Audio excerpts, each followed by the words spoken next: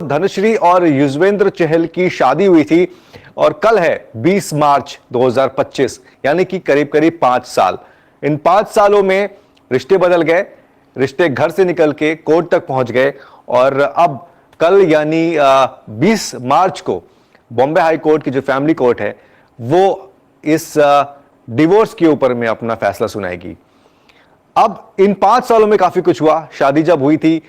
उस वक्त रिलेशन बड़े अच्छे थे, लेकिन धीरे धीरे धीरे रिश्ते शायद दोनों के हिसाब से नहीं चल रहे थे, पटरी पर नहीं चल रहे थे और यही वजह थी कि दोनों ने, यानी कि चहल ने और धनश्री ने यह फैसला किया कि उनको अलग हो जाना चाहिए। पिछले 2.5 साल से वो अलग रह भी रहे थे,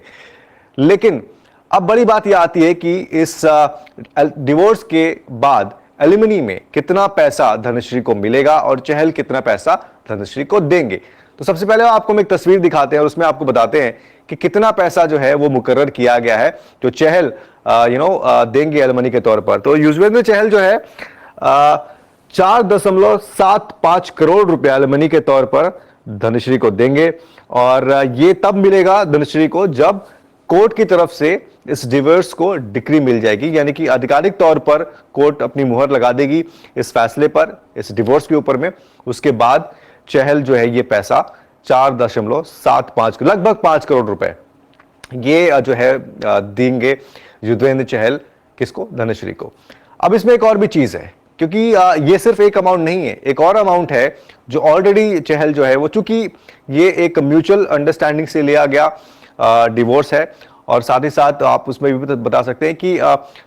इसमें ये तय किया गया था कि हम जो सेटलमेंट करेंगे, ठीक है, सेटलमेंट का मतलब ये कि हम पहले से ही डिसाइड करेंगे कि हमें इस मामले को ज्यादा नहीं खींचना, कूलिंग ऑफ में नहीं, क्योंकि क्या है कूलिंग ऑफ भी एक इसमें टर्म होता है कि कोर्ट बोलती है कि आपको 6 महीने का वक्त दिया जाता है और आप फिर से सोच लीजिए कि आपको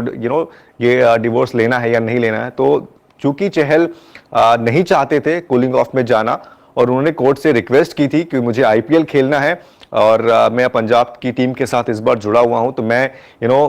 22 तारीख के बाद अवेलेबल नहीं हो पाऊंगा, इस वजह से ये फैसला अगर थोड़ा पहले ले लिया जाए तो वो बेहतर होगा मेरे लिए, क्योंकि खिलाड़ी के तौर पर मुझे टीम के साथ भी रहना वो जरूरी है। तो कोर्ट ने उनकी बात को माना और उन्होंने इमीडिएट इस बात को कहा कि आप 20 तारीख को फैसला लीजिए, प्लस कूलिंग ऑफ नहीं होगा। तो 2.75 करोड़ जो है चहल ऑलरेडी एक अमाउंट दे चुके हैं सेटलमेंट के तौर पर, और ये सेकंड जो इंस्टॉलमेंट है ये डिक्री होने के बाद जो है वो दी जाएगी। दूसरी तस्वीर अब आपको दिखाते हैं हम कि किस तरीके से चहल ने जो है